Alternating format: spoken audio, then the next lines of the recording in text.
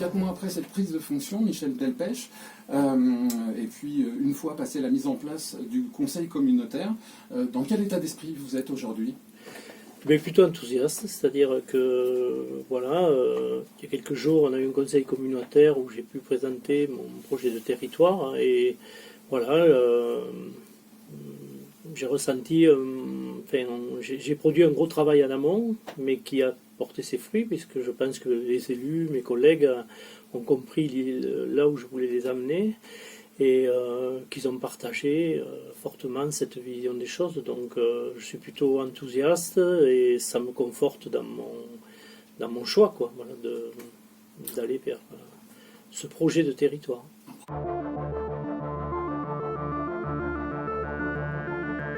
Enfin, l'idée, elle est là, c'est que vraiment ce soit un projet partagé. Les élus, les citoyens, les entreprises, tous les gens concernés par le devenir de ce territoire. Alors la semaine dernière se tenait un conseil communautaire, le troisième depuis votre prise de fonction, je crois savoir, qui s'était terminé par cette déclaration qui était donc approuvée, non pas votée, mais approuvée à l'unanimité. Et vous avez donc présenté votre vision du territoire, un discours que l'on appelle de politique générale, qui est atypique sur le plan local, ce jour d'intervention. Oui, c'était un peu nouveau. Je pense que jamais personne n'avait fait ça, mais je pense qu'on est parti. C'est la première fois où cette collectivité a 6 ans, enfin pratiquement 6 ans devant elle. Donc il est important, à mon avis, de tracer le chemin, de fixer les règles de fonctionnement, de remettre à plat certaines choses, de manière que demain, que le fonctionnement de cette collectivité qui a eu du mal à se mettre en place, et je salue M. Serge Roch, pour le travail qui a été fait en amont, ça n'a pas été facile pour lui. Moi j'ai hérité d'une structure avec une administration qui fonctionne, qui est opérationnelle, et donc on peut s'appuyer dessus. Et l'idée, voilà, c'est de construire un projet, d'avoir un projet pour ces 6 ans, avec un projet, avec des investissements, avec sur toutes les thématiques, les compétences bien sûr obligatoires que l'on a.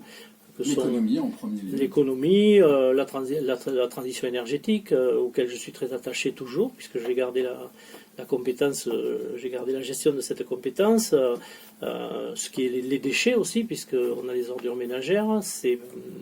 Donc voilà, il y a le tourisme sur lequel on a aussi une compétence. Donc voilà, et après, il y a quelques compétences optionnelles qui feront l'objet aussi de discussions et de négociations pour essayer de voir comment on peut faire sur ce territoire pour essayer de faire en sorte que toutes les parties du territoire soient irriguées et puissent bénéficier des compétences de l'intercommunalité.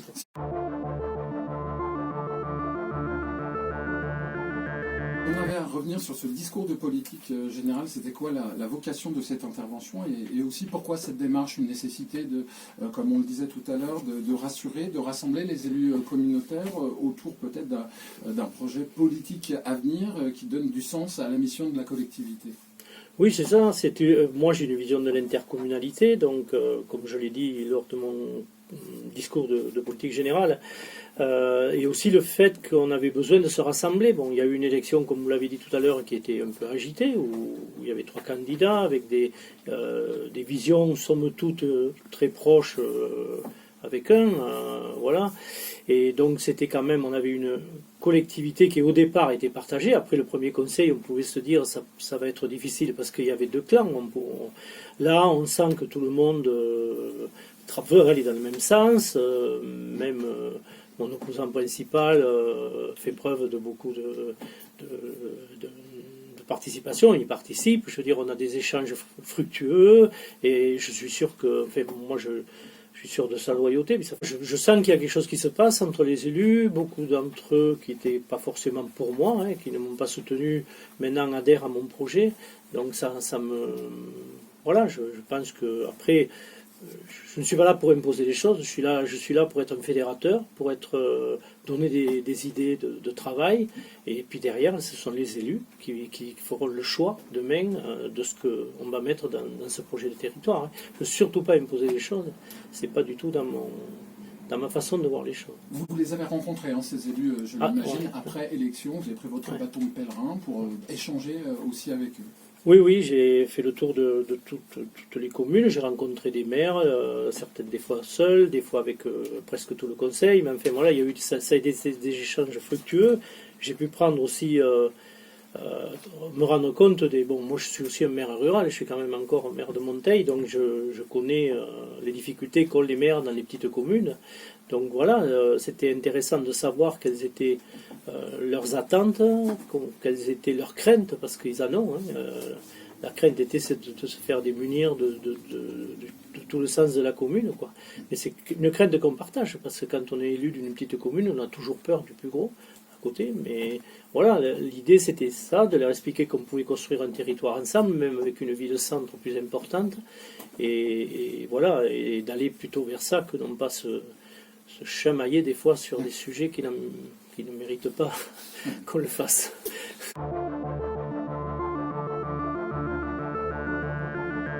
Un des axes principaux, l'idée, c'est de rendre aux maires donc, une liberté d'action nécessaire à une gestion de proximité efficace pour les équipements et les services. Voilà, moi, il me semble que sur cet axe, ça veut dire tout simplement que, pour moi, c'est beaucoup plus simple de gérer les choses en proximité, que l'éloignement ne simplifie pas la gestion, le contraire, il la complexifie, il la rend plus coûteuse, parce que souvent, quand on gère en proximité, on a en plus de l'aide des bénévoles, des associations, c'est quand même important dans nos petites communes. Même dans les grandes communes, on s'aperçoit qu'il y a quand même beaucoup de bénévolat, beaucoup de gens qui œuvrent pour la société en général. Voilà. Donc je pense qu'un maire est l'élu de proximité que les citoyens identifient le mieux. Un président d'intercommunalité, il est beaucoup plus loin, il n'est pas au contact direct de la population, et du coup, le ressenti pour le citoyen n'est pas le même que pour un maire. Voilà.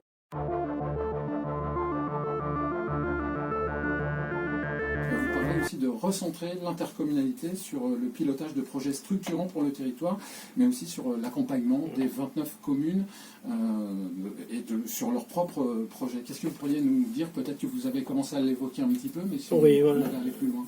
Oui, mais l'idée générale, c'est qu'on a des compétences obligatoires. Donc ces compétences-là, je les ai nommées tout à l'heure.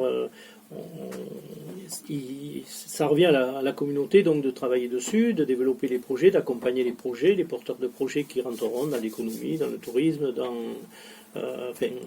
la transition énergétique, tous ces projets-là, ça revient directement à ces deux compétences intercommunales, c'est-à-dire ça revient à l'intercommunalité. Pour toutes ces compétences optionnelles qu'on appelle, qui sont la culture, la santé, le sport, voilà, toutes ces choses-là, bien il faut que ça. Pour moi, la gestion est, à mon avis, elle est plutôt du fait des communes qui sont en proximité des citoyens que de l'interco. Il n'empêche que l'interco doit être quand même un outil pour les communes, c'est-à-dire qu'on puisse amener de l'ingénierie aux communes pour leur permettre de développer leurs projets et les accompagner aussi, parce qu'on ne va pas non plus défaire ce qui a été fait totalement comme ça d'un coup de baguette, c'est pas ça. L'idée, elle est de poser tout de poser tout à plat, de discuter et de mettre en forme quelque chose de manière à ce que tous les anciens 3 territoires, parce qu'il faut se rappeler qu'on est né d'une fusion et que cette fusion, elle a été compliquée à mettre en place parce que nous avions chacun sur nos territoires des acquis et surtout des choses, on ne faisait pas forcément les choses de la même façon.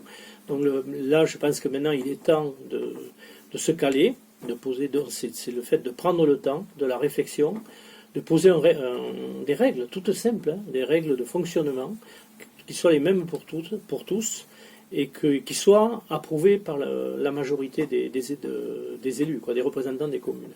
Moi, je ne suis pas dans l'empressement, je trouve que prendre un peu de réflexion, d'écrire notre projet de territoire, avec une projection sur 6 ans, avec des programmations d'investissement par thématique, en budget.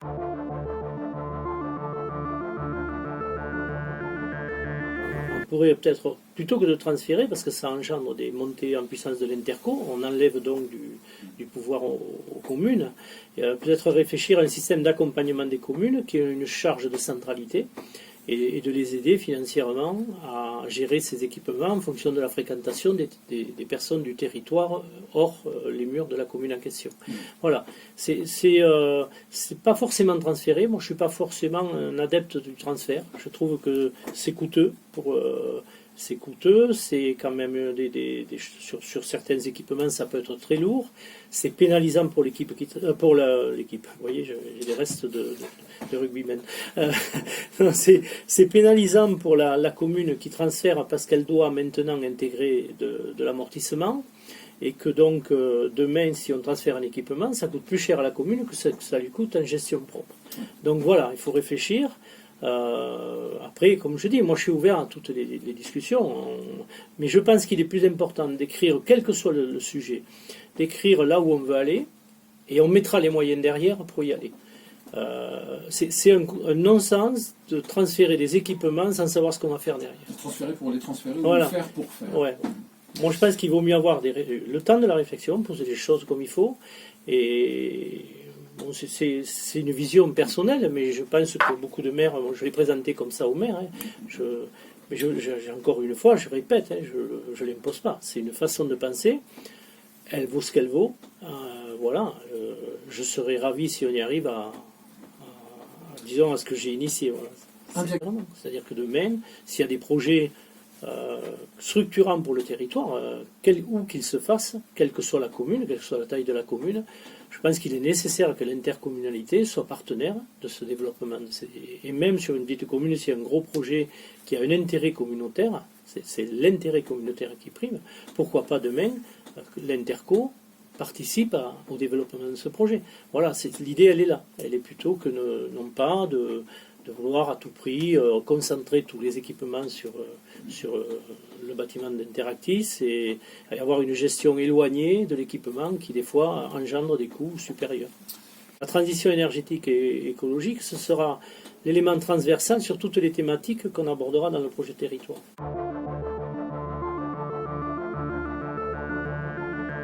Voilà, donc il y a la transition énergétique qui est importante, dont l'attractivité, le développement des circuits courts, favoriser l'emploi sur le territoire, donc favoriser l'égalité et la diversité, la sécurité et le bien-être au travail, respecter l'environnement et la biodiversité, l'économie circulaire, enfin tout un tas de thématiques qui rentrent dans ce projet RSO, et le but étant d'être référencé ISO 26000.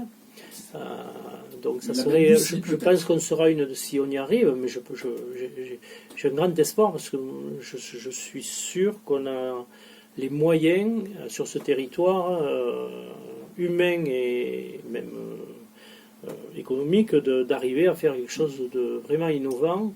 Et on sera là, je crois, la première collectivité rurale à développer un projet aussi ambitieux.